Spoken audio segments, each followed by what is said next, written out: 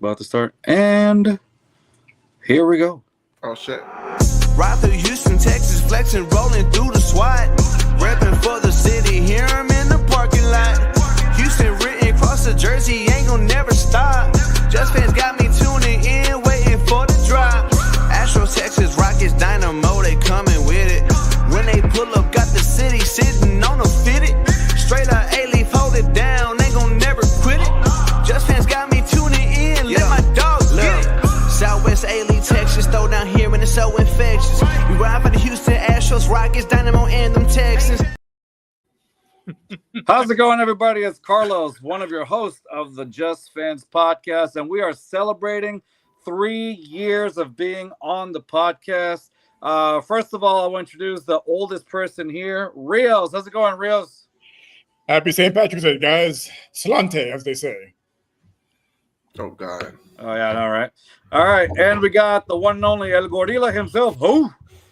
Papi. How's it going, What the Papi? fuck? Where did that come from? Angry gorilla creeps. Angry gorilla noise. What's up, brother?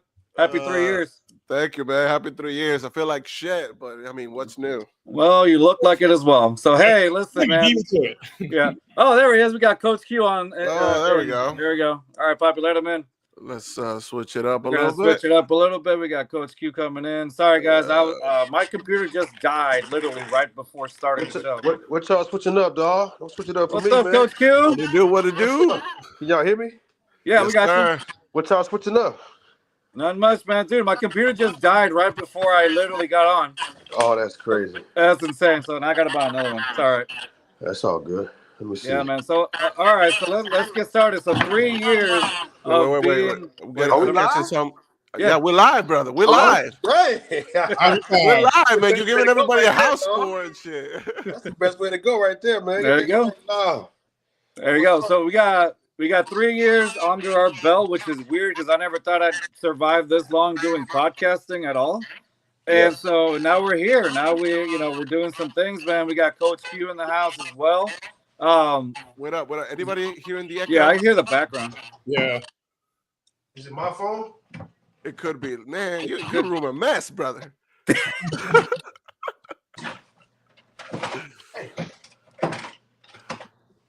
I hear us? here the Just Fans, man. Yeah.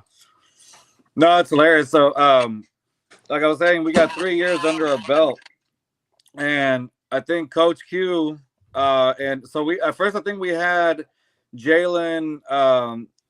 We had Jalen Strong, who was the old old receiver for the Texans. He was on our show first, and he was one of the guys that we got that was just accepted our invite out of nowhere, and we're like, oh snap! So from there on, once we got Jalen, how do you call it? Coach Q started coming in. We invited Coach Q and a few other people, and Coach Q was one of those guys that answered. And out of everybody, Coach Q has been the one that has really been the most consistent of coming back and just kind of hanging out with us, man. So we really thank you for this because I feel like you've been part of this as well, man. So I appreciate you joining the show. Yeah. Man, that's big time, dog. Hey, 3 years is don't take that lightly either, bro. Like it's hard to be consistent, have content, dog. Keep going with the haters. So man, salute y'all, man, for real. For like even like just building the fan base. You might have had, two subscribers at one point too, right? You got to keep pressing through that stuff, though. Yeah, man. no, we gotta. We on that shit, man. Look, you already got a comment there. Coach Q says, "I kept saying, when will we have someone who gets as many or more interceptions than Quintin Demps and Stingley and Bullock almost did this year, but still couldn't." Hey, Stingley, that dude too. He got that bag. He got that bag, man. He got that bag. Yeah, boy got paid. What is it? 3 year, 90 million, something crazy like that. Man, that boy got some money, man. Yeah, $30 million per year. Yeah. Hey, he deserved it, dude. He deserved it. So, Coach, talk to me. So, Coach, like, what is your take on this? Like, I'm sure the contract situations have changed since you were in the league. Where do you think of it now? Like, you seeing a guy like Stingley getting the bag, which, like you guys said, and I agree with it 100%. He deserves it. How was it back? Like, what was it like getting the bag for you guys back then? Yeah. I mean, shoot, I'm all for it, man. Like, hey, it's inflation everywhere too, right? Yeah. You know what I'm saying? Like, so man, yeah, bro. But it's the same thing with us too, man. Like, that new contract is everything, dog. You know, everybody knows that, man. It's a dream come true to even get into the league, man. But it's like a different moment, man, when you get that money for real. Like when you worked really hard and you earned it the hard way, you know, and you just get it, period. But like it's just you know, it's a blessing, man, for real. It's definitely like, you know, just makes it, I don't know, bro, how to explain it. You know what I'm saying? Yeah. It's just one of those things, dog. You know? So in the 3 years that we've been on, one of the things that people have liked has been whenever we interview like NFL prospects, it's one of the things that separates us from a lot of content creators. And we highlight a lot of the I guess the guys that have declared for like a pro day or declared for the draft, but they don't really get, you know, invited to the combine. They just have like their own pro day, and it's something that we've done, and it's been fun. Last year we had Jalen Coker and now, you know, he's with the Panthers. Then I'm still waiting on my shirt, by the way. Yeah. Then we had wearing on my jersey. Yeah, and then what's up, man? Right? Yeah, Jalen. And then we had Ian Wheeler also, who, if you saw the how do you call it, Hard Knocks with the Chicago Bears edition, he was one of those guys that stole the show at the end when he tore his ACL at the Chiefs preseason game, and it was pretty awesome having him on our show, and then, you know, for him to go there, and looking forward to his recovery and things like that. My question to you, Coach, is, you know, you've been through this before.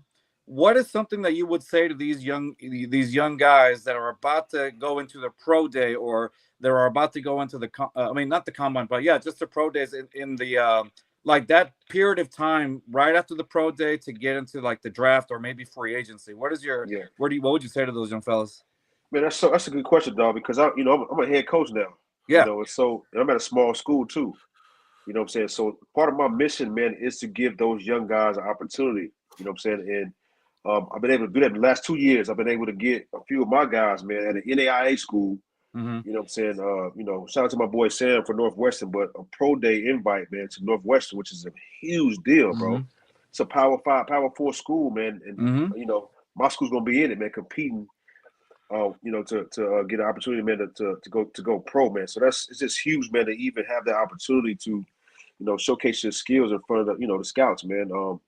So, man, but I would just tell the younger guys, man, just go have fun, man. Like, don't be stressing about, I got to be perfect or I got to do this and do that, man. Just go out there. You've been training this whole time, right? It's nothing you're going to do that's going to be like, you know, that's going to be new. Go run a 40, go do the shuttle. So just go out there, man, and give it your all and have fun, dog. Like, they want to see you smile. They want to see you stressed. Like, just go have fun with and be confident. You know what I'm saying? Okay. Yeah, man. Like, for real, just don't stress on it, man. Like, don't make it a bigger deal than what it is. Would you say that this lack of confidence going into it is what may set some of these kids back the most when they're going through that process? I think so, man. I think confidence is everything for all of us too, man. You know, at this point, man, it's just more so fear, right? I think they got confidence that they can do it, but it's like they get scared on that stage, man. You know what I'm saying? Like, again, it's the NFL, dog. You know? The lights are bright, man. The lights are the brightest. The lights on. So sounds brighter than college. Yeah, right. So, yeah, man, I would just say, man, just go have fun, man. Just go have fun for real. So if we brought this up a few times before when you came in our show, you've intercepted both the Manning brothers, right? You got Eli and then Peyton as well. Which one was your favorite? Which one was your favorite and why? Well, Eli, because it's my first one. I got Eli twice too. Oh, nice. Eli was my first ever real interception in the NFL, man. It's Eli Manning. Nice. Do you still have the ball? Eli Manning. Yeah, I got the ball somewhere. Somewhere. It's somewhere. Yeah. But no, but I don't know, bro, because I was playing for the Chiefs when I got Peyton. And we was at home too, bro. And I got that pick, man. That stadium erupted, dog. You know what I'm saying? It was loud, bro. You know what I'm saying? And I got that pick with it was like a tip ball too and everything. So that one was more exciting versus the one I got from Eli. He just kind of threw it up. I wouldn't have got it, but that sounds about right. He just threw that thing. He just let it fly. Big shout out to Eli, man. But what goes through your mind, man? Like whenever you do get the ball in your hands, like what's the first thing that comes to your mind? Are you like, oh shit, I just got a pick, or like, oh, you just gotta get down the field type shit? Like what's the first thing that's going through your mind when that happens? Score, right? Score, and then it's like, dang, it's just like, man, what? It's just, bro, it's like I don't know, it's like an adrenaline that comes over you, like, man, this feel good. Like, it just feel good, dog. Like, it feel good, bro. Do you ever talk shit? Of course. Yeah, I used to talk a lot of trash, bro. I talked so much trash my rookie year, dog. Hey, baby. But I got humbled by Larry Fitzgerald. I'm talking about, bro. So we in the NFC Championship game, Eagles versus the Cardinals, bro. I'm talking cash, and I ain't say I'm saved, but I ain't living like my Christian self like I do now. So I'm talking trash to Larry Fitzgerald, dog. I'm talking about like, hey, man, he caught like a 10-yard route or something. You know, I come up to him, man, talking that trash. He said, "God bless you, young man," and just went back to the huddle, dog. I was like, man, you know what? I'm done talking the rest of the game. I'm just gonna chill out. You know what I'm saying? He just hit with that real mature, bro. I'm subtle. I'm a real pro, bro. Like, Oh, So dang. you're way better than me, man. Yeah, I don't talk no more. All right, like, what can you say at that point? Like, God bless you, man. I stopped talking, dog. What you gonna say, man? For God. What you gonna say? Thanks, Alan. Appreciate you, bro. Yeah. No, that's awesome. So let me ask you this. Going back to the young man, let's say, I know that after the Eagles, correct me if I'm wrong, you went to the UFL. Is that correct? Yes, bro. Yeah. I went to the UFL. Yep. No, not after the Eagles. Nope. But you did go after but you did go to the UFL regardless. Let me ask you this: at that point, did you ever, when you went to the UFL, in any moment, did you like think it's gonna be hard getting back to the league, or did you feel like, nah, I'll come up regardless, no matter what? What went through your mind when you went to the UFL? Bro, so I got cut by the Eagles, dog. Yeah. I got cut by my first time getting cut. Yeah. And I didn't know what to do, bro. My agent didn't even know what to do. Like, it caught us off guard, you know what I'm saying? Yeah. Because usually you keep 4 safeties on the roster, right? For that year, they kept 3, dog. Wow. Like, they kept 3 for whatever reason. And so I'm at the house, bro, on the street, man, waiting for a phone call. And the UFL called me. And long story short, I went down there, bro, right? I signed a contract, okay? And, bro, I kid you not, 45 minutes later, bro, Howie Roseman calls me, dog. All right? He calls me, dog. Like, hey, we want to bring you back in, right? But I could not get out the contract because I signed it, bro. I was going to say, yeah. I'm like, bro, my bags are still in the car, dog. Bags still in the car, right? Oh, my God. UFL thing.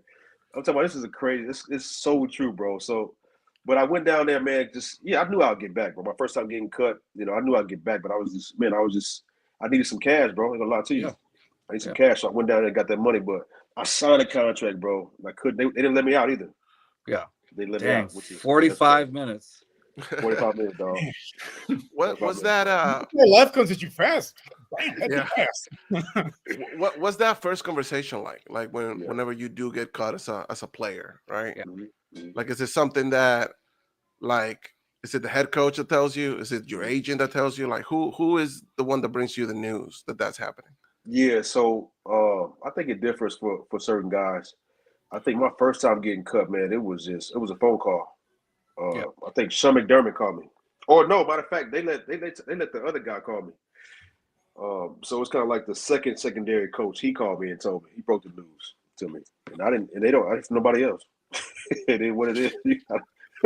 Damn, you just straight up like, hey, you handle it. They don't wish you good luck. Or fucking Andy Reid ain't calling you telling you gonna cut you. Somebody gonna call you and tell you a bunch you gone. You know what I'm saying? So speaking of Andy Reid, now you brought him up. So, you know, he's consistently been in the Super Bowl, and you played under Andy Reid. Yeah. In your opinion, then also you as a head coach now, you know, like, what did you learn anything from Andy Reid to, like, be at, you know, or did you see something in Andy Reid that leads him to be in this success where he's at? Like, what about Andy Reid makes him so successful? I guess that's the question I'm trying to say. the mustache. It's his approach. Like, he understands how to be a professional football coach. Yeah. Right. The whole Chip Kelly vibe, when you come in here, you try to get these guys to do it. Andy Reid gonna treat you like a grown man, dog. I'm talking about a grown man, bro. So it's his leadership style in the sense of, like, bro, be yourself, be who you are. I don't care about your money, I don't care about your contract, man. Come here, handle your business like a grown man. All right, and we gonna get this thing cracking, man. You know what I'm saying? Like, he understands how hard it is to be in the NFL, so he don't want to put any pressure on us, and so it just makes the guys want to play that much harder for him. You know what I'm saying? And the coaches respect him, dog. Like, Andy, to me, man, Andy's like a mob boss. Oh. Like, he like a real trench. He like the boss. He like the real. Tony Soprano. Yeah, I was gonna say it. this is He like Sopranos. the Him head just honcho sitting for down. real, dog. He don't stay. Bro, his team meetings be like 2 or 3 minutes, dog. He have a Wow. little 3x5 card. Say what he got to say on that thing, and we out. You know what I'm saying? Like he like a real boss, dog. So he respects your time too. Like on top of that, He just a boss, dog. Like Eddie just that dude. He moved like a mob boss. Like he just demand respect when he walk in the room, dog. You know what do I'm you saying? use that mob boss mentality at where you are now, or No, man, somewhere similar to it? And that's the thing too that I'm learning. This is my 3rd year, right? Yeah. I can't really have that approach with college students, man. Yeah. You know what I'm saying? It's way more mentorship that goes in with them than is with NFL guys. You know what I'm saying? Yeah. My first year I had that approach with that whole, grown men go handle their business. Yeah. And they're not like that. They're still kids, they're growing. So Mhm. I'm learning now, man, I gotta be more mentor, you know what I'm saying, more of a guide, man, disciplinarian at the same time too. I can't just be like, this is the business, let's go about it, point blank period kind of thing. So Yeah. that's why, Andy is. I do that with my staff though. That's how I treat my staff though. Yeah. We go in here. I'm not gonna babysit you. Like come here and handle business. You know what I'm saying? Be yourself though, but come in here and handle business for sure. That's the mentality. That's the mentality you gotta have. You're the head coach. Like you're the mob boss. Yeah, for real. Yeah. That's funny. I can imagine Reed like in the back of a long table in the big chair. Like, eating a Big Mac. Yeah. Yeah, give it our order. You see him turning around like, I see you didn't make the interception that you were supposed to. But like all with a big old cigar and shit. Yeah, man.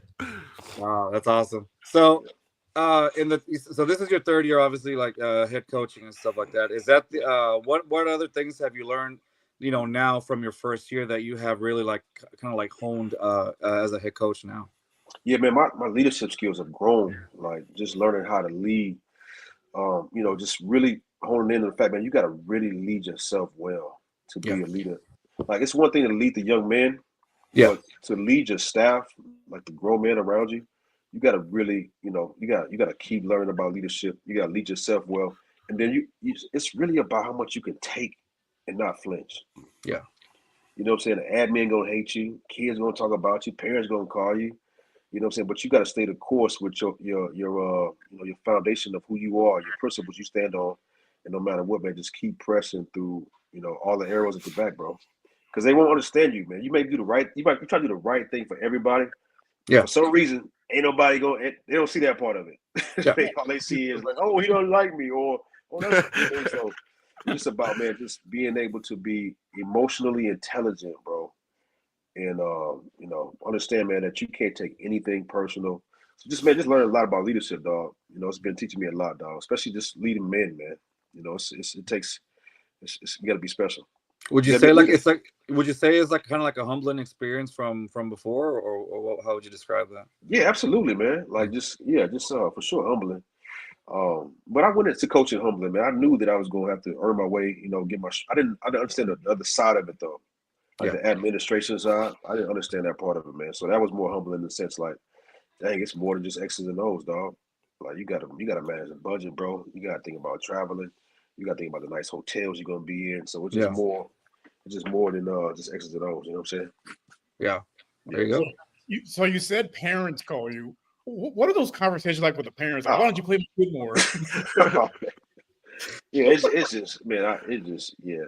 Some of the parents just think that their kids are going to the NFL too, man, or that their kids should be better than what they are too. And I get it, I understand it, but you're not talking to a coach who ain't seen that. Like I've seen, your son. Like I don't play favorites. You know what I'm saying? Your son's not playing because he hadn't earned it, or he not doing what's right off the field. You know what I'm saying? So, but yeah, it's just parents being parents, man. You know what I'm saying? I get it.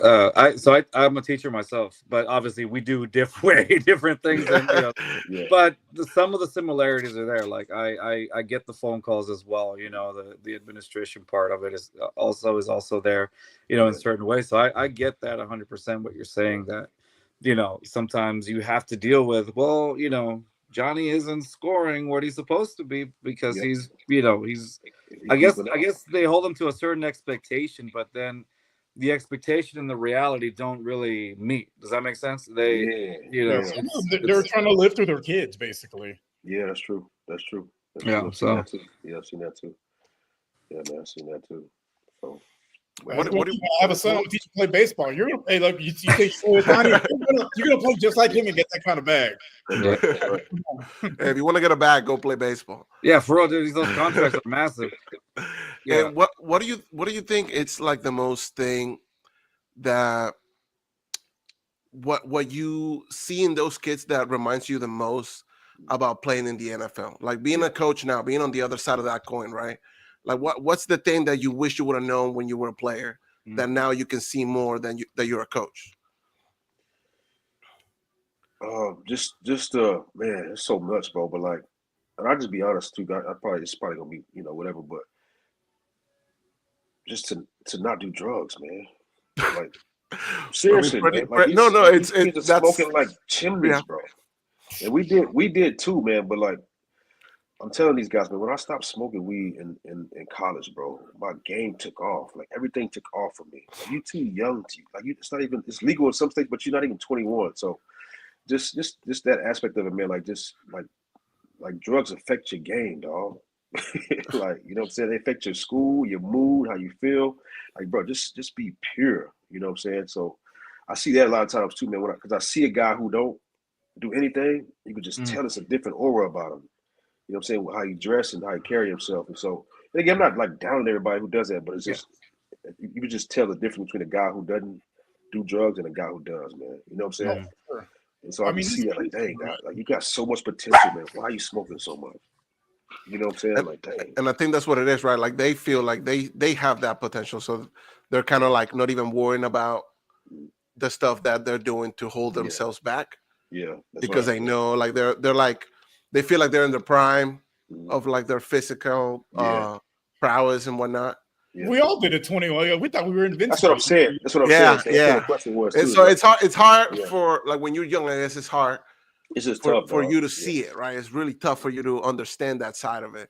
Yeah, but I see it now as I'm a coach, and my coaches will say the same thing about me. Like, dang, why he smoke? You know how good he is. Why is he smoking so much? Like, he would be so much better if he didn't smoke. You know what I'm saying? So I just see that sometimes. Like, dang, bro.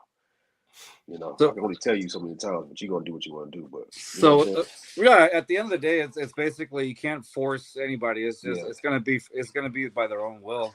So with in that subject, like let's say, you were to see yourself back then, is there anything besides that, like that you would say that you would do different in the league or in college or anything like that? What would you change? Or do you have any regrets of anything? Or yeah, I got a huge regret, man. I wouldn't get married.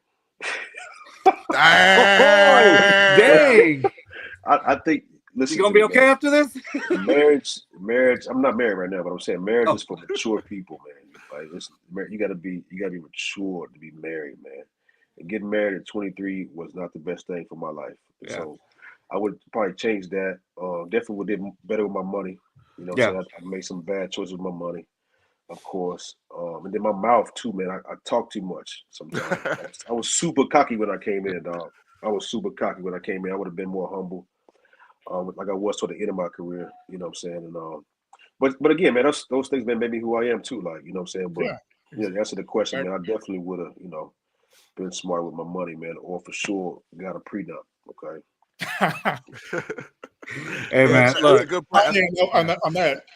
It's a podcast. It's a podcast. I'm gonna tell you how it is. Yeah, no, you get brother.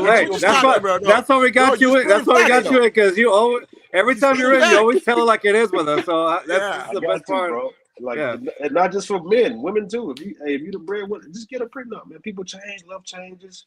Just take care of yourself, man. Just Especially if you get married at 23, man. Exactly, man. Just be smart. Yeah, just be smart with it, man. So I'm 30 years old now. Like I see a 23-year-old, I think that's a child, dude. That's a kid. Exactly, right? Getting married, you know what I'm saying? Like, man. I will say this: I just got married in December. There it is. There's a ring. Nice, man. Congrats. This guy's. No, we're not doubting marriage, man. It's a beautiful thing when you find the right person, dog. It is. No, it's my sister, so no. He's booing me because I married his sister. That's your sister, bro. That's why he's booing me, because he has to see me every Sunday morning at breakfast. Fuck out of here. I got you. But nonetheless, I agree with you. Yeah, I felt mature, which is weird because I'm not mature at all. But I am the opposite of that. No argument here. The first time y'all agree with me, by the way. Anyway, and like you said, Quintin, like, yeah, it's a beautiful thing when you find the right one. I feel like I did. Papi, shut up. No one likes you. But that's it's how it is, bro. Like I agree with you 100%. That's right, man. Yeah, man. I'm just saying this so I don't get hit. No, I'm like Marshawn Lynch right now. I'm just saying this so I don't get fined. Give it 5 minutes. You're gonna see that skill come out. I'm gonna get hit. Watch. No. Can I ask a question? Yeah, bro. Go ahead. Bro. So what would y'all say to somebody, man? It's your third year. What would y'all say to somebody, man, in the podcast world that, give me some advice? Like what would you say, man, looking back at year one? It's kind of like what you brought up earlier. It's about being consistent. Like a lot of people, they get stuck up and like, I only got like 10 views. I only have like so many followers. Yeah, it's a little disheartening at first, but you just got to keep grinding and, keep getting better. Keep trying to perfect the craft. The better you get at it, the more you do it, the numbers will come. It's just, it takes time. You gotta be patient in this. Shout out to the Titans My podcast. They're a Chicago Bears fan based podcast. Follow them up. Okay, Quinn used to play for Chicago. And he's still in the Chicago area, right over there. Yeah, Jets and stuff. I don't give a fuck. I don't give a fuck. If you're not Texas, I don't give a fuck. So go to your question though. What I would say, man, again, something like you said earlier. Do it, like have fun with it. Do it because you like it. Don't do it because you feel like you have to, because you feel like, I want to get big so I can make money and get brand deals and do it because it's fun, man. Like we started this, right? My brother-in-law here, him and Rios. Don't you forget it. And don't you forget, brother. Hey, for now, motherfucker. Blood is forever. Marriage is temporary. Tell him, Quintin. Damn. Anyway, but I mean, we're just friends, right? We're just friends who like sports. We live in Houston. We talk shit. Friends. And we do it because it's fun. Yeah. That's good. That's a good word. I'll tell you this. I started this thing just by doing research. Like, how do podcasts work? Like, I always saw them. I started doing this thing research because I had COVID back in 2022. That's when we started this. Didn't we all? Yeah. And then it was during the time like Deshaun Watson was getting traded over there to Cleveland. There was the rumors Carlos Correa was leaving the Astros. Like, it was during that particular time. And I just kind of. I always I knew Rios from when we were kids and when we played like indoor soccer. Believe it or not, I used to play. Not good, but I used to play. And he was the ball. He was the wall. Shut up. I hate you. He hit a goalie. He was the wall. He just stood in front of the goal and just blocked everything. Yeah. And Papi, I started dating his sister, so when I got introduced to her family, I met Papi and we just started kind of just talking sports. And then I had already started just doing audio. It was me by myself. It sounded like therapy. At the end of it, it was like sometimes when you love sports so much, you just want to say it and bring it out, but you don't know how. So we found podcasts as an outlet, right? The first 2-3 episodes is me talking by myself. It's still on Apple and Spotify. It's just me talking by myself. I didn't know what I was talking about, whatever, all this. Then I get Papi involved, and now we have two people that can go back and forth, and you can differentiate opinions because sometimes Papi doesn't agree with what I say, and vice versa, like the park thing. And so Carlos is always wrong, so it's easy. Yeah, that's pretty easy. So you can differentiate between opinions or whatever, and bounce back, but people want to hear that. People want to hear because you might relate to this guy, or you may relate to other guy, so you create options. Yeah. Then I brought in Rios because I knew him from as a kid, and I figured, hey, all of us will kind of mesh together. Now some people can relate to Rios, some people can relate to me, some people can relate to Papi's opinion. Now you got three. They all relate to me, man. Like, and the thing is, we all do this a little differently because I'm the long-winded guy. I set up the story and I just kind of go on from there. Rios can give you facts, details about what happens. Papi here can give you, it's just a walker. He'll just say his opinion without no care of research. He's just a wild horse in there.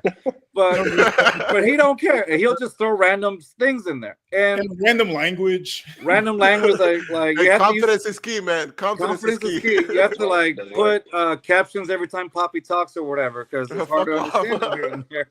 And so, long story short, the consistency that we just kept it going, and the fact that during that time we developed like this chemistry where we all get along with each other, we clown on each other, and we just talk trash to each other, and it's been fun. We've done it here several times, but it's because it's like love between is all love between us. Does that make sense? Yeah. And once you have that chemistry, people can relate that. Like people can relate to that. And they see, oh, look, it's just like going out to hanging out with your buddies, with the fellas, just shooting it. And that's the vibe that we try to do with Just Fans. And then finally, like, we've been lucky that Just Fans with the 3 years, like we have changed in a certain way. Like Rios is now, we're with Arisquina. It's a media outlet company that empowers like Latino voices in the sports world. Rios is starting to do things with the Rockets now. He's going to start going to the games and practice, some writing and stuff like that, and to be in the press box. So he's going to start doing that. I've done it. I did it this past season for the Texans. I was in the press box. I started doing articles and college games. I was at the Texas A&M LSU game. Like, it was crazy. I was at the NFL Combine. Like, I was there recently. Yes, sir. I got to interview like some of the guys that I wrote articles on with Xavier Restrepo, a guy that I'm looking at for a slot receiver, Damian Martinez, a running back who when we talked to him, he related a lot to like Arian Foster, how the elusiveness of how he ran. Like he studied a lot of his film. Like just those guys that fit in that West Coast system, and now, I started, going over here to the Houston Dynamo, the soccer club and stuff like that. So, and then finally, I think you even gave me a shout out on my Instagram story. I just became a member of the Pro Football Writers of America. Like, so in those 3 years, that has Just Fans has opened the doors for us in different capacities, So, and we didn't expect that. We just expected us to hang out and have fun with people. That was it.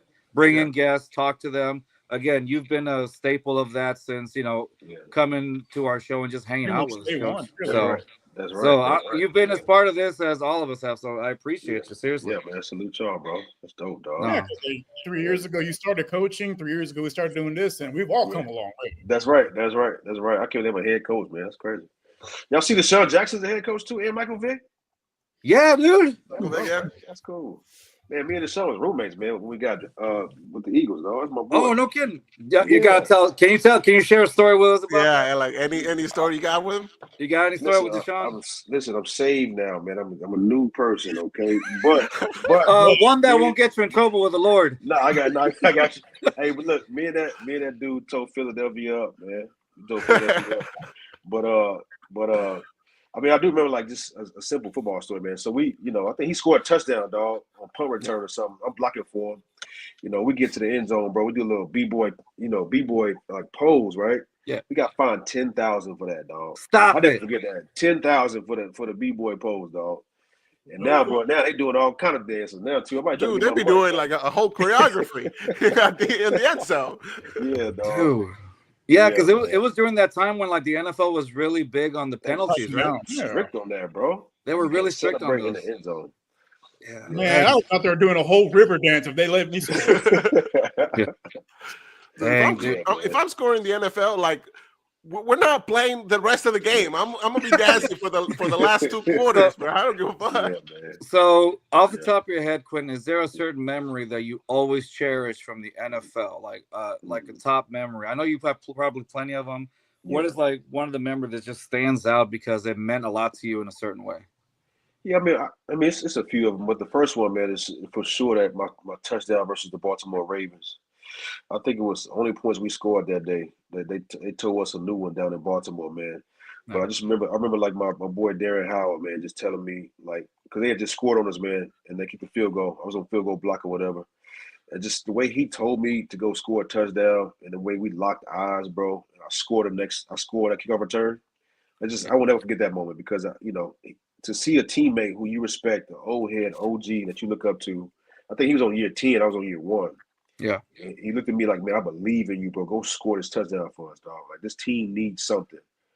You that dude back there, go score, man. For me to just have that confidence from my big brother, bro, was like good. It just felt good, man. Then for me to go score, like man, it just was, it was really cool, man. Really good moment. I'll never forget that moment. There you go. Yeah, it was a really good one.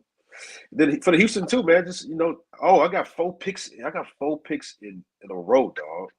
Yeah, like so back to back games. I was fire, boy. How was that? Like, what?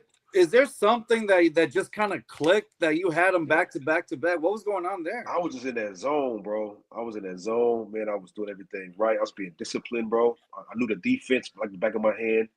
I knew I had Clowney, I had JJ Watt, I had Cushing, I had McKinney, Jay Jones. Yeah, so bro, I could really be aggressive, which I was really aggressive as far as like especially with the pass too, just being really aggressive, and I was just in my zone, dog. And sometimes the ball just finds you when you do it right, dog. I was just doing it right, bro, in my zone, man. Well, I had my routine going, huh?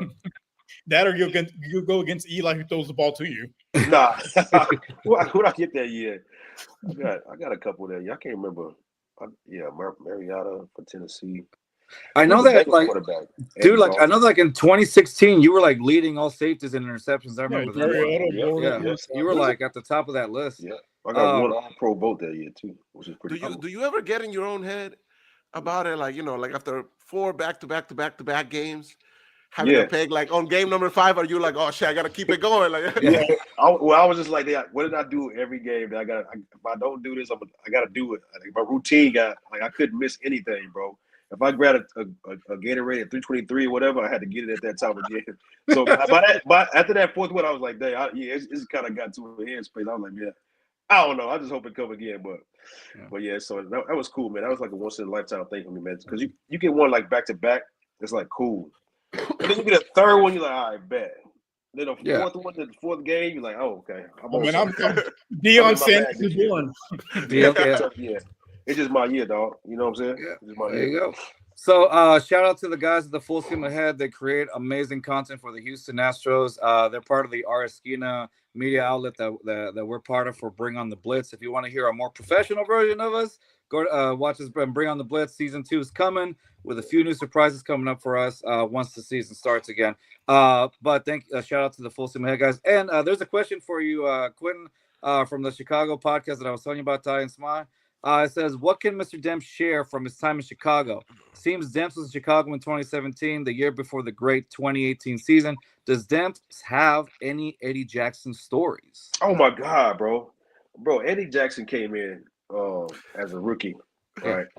And he wasn't like super crazy athletic, but he had like a swag to him that was different, bro. But we knew he had something, bro, but we didn't know he was gonna be that good, dog. Yeah. Like Eddie is a natural freaking safety, bro. Like he can't play no other spot. Like he was born to play free safety, dog. Like the dude is a ball hawk. That's my little homie, man. Like I respect him to this day, man. Like he you could just tell Saban coached him. Yeah. You know what I'm saying? Like it's every DB from Alabama that I play with, bro, they got something different because Saban coached him. That's the key factor, bro. Like Saban coached that dude. So, yeah, man, Eddie was special, man. He still is special. Big shout out to him, dog. But yeah, he was different, man. Like he's one of those guys, like, man, he's different. Like, he's gonna be special. You could tell, like within camp, 2 weeks in camp. Like, yeah, he's different. Yeah. Did you? Now let me ask you this because I was trying to look for something after Chicago. I think. Correct me if I'm wrong. That was the last team you played for in the league. Is that correct, Chicago? Yeah. Played here 1 year. Did you ever try out for? Did you have any tryouts for any other teams after? Did we lose them? No, we lost the camera. Oh, there you go. Did you? Sorry, back to my question on that one. Did you ever try out for any other teams after Chicago, or were you just kind of done with the NFL after that? No, so Coach Vrabel, who I was with in Houston, went to Tennessee that same year, right? Or something like that. Yeah. So I could have had opportunity to go there. And then Sean McDermott, who was my DB coach, who drafted me, he was with the Buffalo Bills. So I could have had a chance to go there too. So I had two more like low key offers to pursue. Yeah. But I was tired, bro. I was tired. I got hurt. I had nerve damage, and I was, I didn't have the best wife, and so. But yeah, I just was tired, man. I was tired, bro. I was tired, man. So I retired, bro. I didn't have any more passion for that grind. You know what I'm saying? That makes sense. Yeah, but you had you had a pretty illustrious career regardless. You had your tenure in there and you did all that. Is there now let me ask you this. Yeah. I wanna as much as I love hearing your stories, I want to shift focus really quick on something else. And if you've seen, one of the guys that you played with D'Amico, now obviously coaching the Texans or whatnot, it's been, for the last couple of years, but now as you've seen these changes that have happened recently with the Texans, I mean, they let Laramie Tunsil go to how do you call it, the Commanders, and now it's like they've loaded, literally loaded the defense not only with starter caliber players, but with depth as well. Mm-hmm. Like, how do you as a coach? Now you as a coach, seeing that, what is that? What do you think the plan is for the Texans as a in the head coach's perspective here? Yeah, I think that's something that the fans really may not understand. You got to really be, a super fan and really understand that, bro. But you got to have depth, not just for the games, for practice. Yeah. Right. Like the scout team got to be good, dog. You can't have, you know what I'm saying? So depth is important. It's not just for injury. It's for, somebody to push this guy too. Like, go get his spot to make him better. You know what I'm saying? So it's not just about, getting hurt and having somebody good. It's like, bro, compete. Let's compete. And then we need guys on the scout team, man, who get us right too. The scouts got to be good, dog. Like you know what I'm saying? So, iron sharpens iron. That's right, dog. Yeah. That's right, man. That's right, bro. And I remember you being a key part of that at one point, because at the time, I remember when you started coming in, Daniel Manning had gotten injured. Mm-hmm. And I felt like you were a big part of that depth piece at that time, because once Daniel Manning got injured, a lot of folks that probably weren't familiar with your game were like, oh, well, Manning's out. That's the key piece. And then you came in, and it's almost like Daniel Manning didn't really go missing, because you were ball hawking it yourself. So I figured, that's why I thought I'd ask you, because I was like, you've been part of, you've gone through that that thing as well yourself. And that's why, it's hard to explain how important is depth to a team, how important that is, and it may be something like you said, some people may not understand how important depth pieces are. Yeah, it's huge, dog. Yeah. It's huge. It's like a job. You have to have enough, people to cover all the shifts, cover, all the busy times, because if not, you're panicking and frolicking, trying to figure out, hey, what are we gonna do? Yeah. I want to ask you, and every time we come in, I always ask you, what is now you've been coaching for for that amount of time, and then what is next for Coach? You still want to keep coaching, or do you want to keep going to other aspects? What's next for any plans for Coach Q? Man, I'm want to. I'm in my purpose, dog. But it's what God built me for, man. As I continue to grow in it, just pouring to these young men, dog. Building my staff up, man. Just leading men. This is where I'm supposed to be at. You know what I'm saying? So wherever it takes me, man, it's gonna take me. But right now, man, I'm just content being a head coach. I'm grateful, bro. I'm a head coach, man. Like, I'm grateful, man. I'm just thankful. And I'm just, putting my head down, man, and just staying the course with 1 year at a time, one day at a time. And I definitely want to be a head coach, maybe at a bigger school, maybe in 10 years. I don't know. But I do want to build it. I want to put my legacy in this school too, though. Oh, yeah. And most guys will look at me and be like, oh, he ain't supposed to be there, too good. But it's a new program, dog. Like it's it's our 5th year competing, man. So to me, it's really an opportunity for me, man, to show what I got. If I can win here, bro, we barely have a training room, dog. You know what I'm saying? So if I can win here, man, and build this thing up, man, create a system of this at this place, then sky's the limit for sure. You know what I'm saying? Oh, yeah. It's we love that, man. When he was at what was it, Jackson State, like small school as well. He'll build that program up, and then he went on to coach in Colorado, and that's right. things there too. Like it's It's about leaving your imprint at a program and helping it grow and then moving on to something bigger. Yeah. We love that kind of mentality, man. And honestly, in 10 years, whether you're still there at a bigger school or doing something else, we will still love to have these conversations with you. Yeah, bro. Because the growth that you've done in the last 3 years as a head coach, the growth that we've done in the last 3 years doing this thing that we enjoy, right?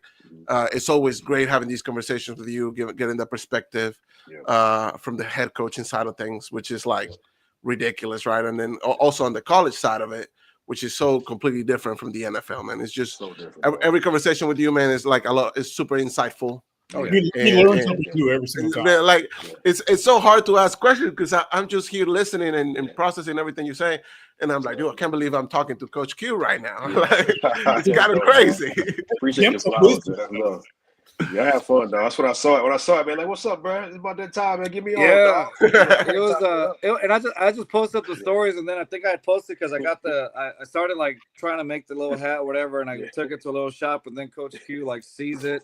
And then like he sends me a message with like a little fire logo, like the little flames or whatever. I was like, what's up, coach? And then he's like, hey bro, it's about that time to have a Coach Q update. I was like, perfect. Say less. And then like I put him on, and then maybe a few days later I was like, hey, I scheduled you. And then a few days later I was like, all right, bet. And then I was like, wait a minute. That's our 30-year anniversary. That is the perfect time to have Coach, just because he's been such an essential part of this podcast, man. Like it's been amazing. Like we hope that you continue coming on our show, for sure, updating you, bro. Like updating us on like what you're up to, your next plans, and all that. It's like we're gonna start going a little, linear line, whatever, and then come back again and just meet up, bro. Like it's awesome having you back on here. Like it's like with the Texans. Like when we first started doing this, they were not very good at all. All come full circle. Like they've turned it around. They've built big things, and all of us in our own little aspect have done the same thing. That's right, dog. A long way in 3 years. Growth. That's right, man. That's right. Of course. Okay, let me ask you this. Now with the Texans and the direction that they're going, I guess they got some more picks because of the Laramie Tunsil trade or whatnot. What do you think the Texans choose in the first 2 rounds? Good question. They gotta go D. They gotta go D lineman, right? They gotta go D line, and then you got trenches. To me, trenches. Oh, receiver, because Diggs hurt. Receiver, yeah, and Diggs. I don't think they're gonna sign. I don't think they're gonna sign him. I don't think they're gonna bring him back. We just got Kirk from Jacksonville. What about tight end? Tight end, they drafted Stover last year, and then they still got Dalton for 1 year. So I don't know, man. What y'all think? I think the O-line needs to be. It should be priority number 1. Now that the secondary, the defense as a whole is looking a lot better. Yes, the tackle is still somewhat of a concern in the depth department, but like you said, the trenches, man, the O-line needs to. What's the biggest problem all season? They need to do something, whether it's trading for somebody or drafting somebody. We need to see some new faces in there. I'm curious about the tight end position because, like, with this new scheme, like if you watch the LA Rams, like all those guys have to block. Yeah. Receivers and tight ends, and Dalton Schultz is not the most consistent or very good at blocking people. It's like one of those things. Like, what do you do with him? Like, certain tight ends can get away with not being good blockers. Like guys like Travis Kelce, but again, like the top tight end in the league. Like, like what are you gonna do with that position? Like, do you trade him? Like, do you draft a guy that you're like, hey, if you don't get it together, like this, young kid's gonna take your spot? Yeah. I think I would like Tyler Booker from Alabama, and I like like these guys said right here.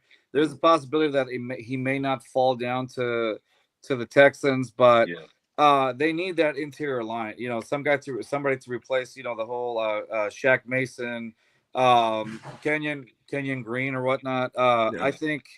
That interior line is crucial, and then obviously now in the left tackle position, now that Laramie Tunsil is gone, that's also going to be an area of concern. So I don't know. I think to me at the moment, I say the trenches. I'd say the offensive line. It's a pick that is definitely needed because this is CJ Stroud is a quarterback that of the Texans' future. This is your franchise quarterback, you know. That's right. And I think protecting him should be number one. And then I think after that, you go somewhere where you help him a receiver. Yes, you got Christian Kirk.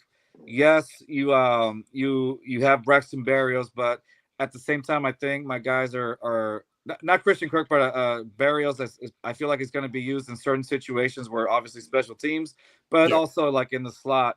My guys, John Mechie and Xavier Hutchinson, like I do wish them the best, but I know now, and especially in this particular part of the contract, they're going to have a run for their money. They're going to have to show some production to not, to still be part of the team. Tough conversations coming up for those guys, especially if they draft a guy early. Like it's going to be real tough conversations, especially if the young person they draft is balling out in training camp. I still really like Hutchinson though. He didn't get a lot of targets, but when he did, he was getting us first down. So I'm hoping it's just the separation to me. That's the thing. He was making tough catches, but he never had that separation from his defender.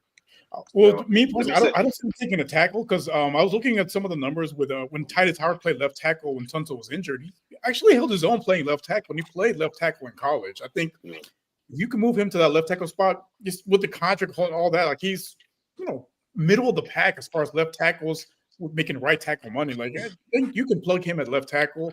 You can leave Blake Fisher at right tackle, and then you can figure out your guard positions. I think at center you're set with Patterson, so you basically just got to figure out the guard positions at this point. Yeah. So, Coach, what is your take? I'm sorry, you were going to say something. Yeah, don't be surprised now. If I know D'Amico, if I feel like I know D'Amico, if I feel like I know NFL football, when you watch the Super Bowl, you see how Vic Fangio had that defensive line playing. So don't be surprised if D'Amico go get a D lineman. That's true. Top tier, because to not rush, to not blitz against Mahomes, bro, and smash them. Yeah, the league's gonna take notice and be like, man, we gotta get the D line good. Yeah, D line. Jalen Carter just did something different to the league, bro. Yes, him and Vic Fangio just made a whole new wave. So yeah. That's why the Myles Garrett thing was so important to lock him down. Cleveland knew they had to get that boy. You know what I mean? So he got the I would go D lineman top 2 for sure. I would try to give me a D lineman for sure. I agree. Top dog. I mean, look at the Raiders. The Raiders are not a very good team offensively, but their defense, their front four, every single time they get to Mahomes, and they've beaten them a couple times, and the Raiders aren't very good. Right. But they have the blueprint. That's how Brady and the Bucs beat Mahomes that first time. That's right, dog. That's right. That's front four. No blitzing, just you get pressure with the front four. You make Mahomes uncomfortable, make his life miserable. He's gonna, make some bad decisions and fall away, and that's how you beat him. So I want to hear your experience, your coach's perspective here. So throughout the season, CJ Stroud was getting pressured more than 30% of the time, right? And you saw his results, and that's putting it lightly, more than 30. Mahomes didn't. Mahomes, he got pressured. It was over a little bit over 30 during the Super Bowl, and we saw his results. 38%. 38%. There you go. So my question, I guess, would be like, how do you think from your perspective, do you think CJ Stroud went through like a sophomore slump, or do you think it's a result of the product that was put, of all the pressure that he got up front? Yeah, I think it's a little bit of all that, combined with just, teams having so much tape on them. Yeah. You know what I'm saying? Like the more you play, man, the more you got to adjust your game and get better at little things, dog. You know what I'm saying? I mean, not just him, but his linemen too. Yeah. You know what I'm saying? So a lot of it too was scheme, dog. Like they knew who to attack, they knew how to attack them. And so it's not much CJ could do. You know what I'm saying? Yeah. They knew that, if we get him to step up in the pocket, he gonna panic a little bit. We can't let him get out or whatever. So I think it's a little bit of, all that together. You know what I'm saying, to be honest with you. But man, I'm telling you, man, that's all they do in the NFL, watch tape. So right around that year, at that 12 week mark, it's all about scheme. Who's really been watching tape? Who knows how to attack each other's weaknesses? Like who knows how to do that? You know what I'm saying? So I think that's what we saw at the end, man. Like I think the Chiefs, man, got the better of them in that aspect of it. You know what I'm saying? No, I agree. You're right. It's a number of factors. That the offensive scheme. I think also, again, I don't know CJ Stroud person, but I think he got a little bit of a big head at the end of the season. You think so? I think he did. he went on this podcast world tour like after the season. I'm like, he did though. He was on every podcast with Micah Parson. I think he got a different. Think about it. Have we heard anything from T.J. Stroud this offseason? No. See, I don't think he got a big head. I don't think he got a big head. I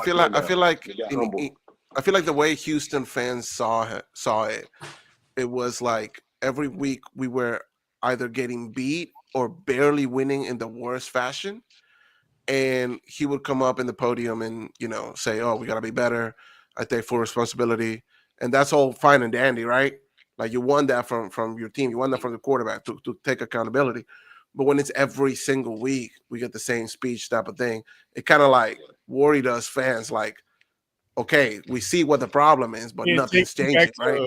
Bill O'Brien. Right, well, exactly. Whether it's CJ, whether it's hey, don't talk about Bill. We can't talk about Bill with me, man. I like Bill. I know he a crazy thing. Hey, and that's all the time we got. I gotta go too. Let me just get on this. I gotta go too. I gotta get my son, bro. I came to training camp with the Texans, man, off the street, bro. In week 2 of the preseason, dog. Week 2 of the preseason, getting league minimum. All right, this dude Bill O'Brien gave me opportunity to start. That don't happen everywhere, dog. Every head coach don't give you opportunity to start, like that. He keep that crap, man. Made a best man win, dog. You know what I'm saying? Like that's what an NFL player wants, dog.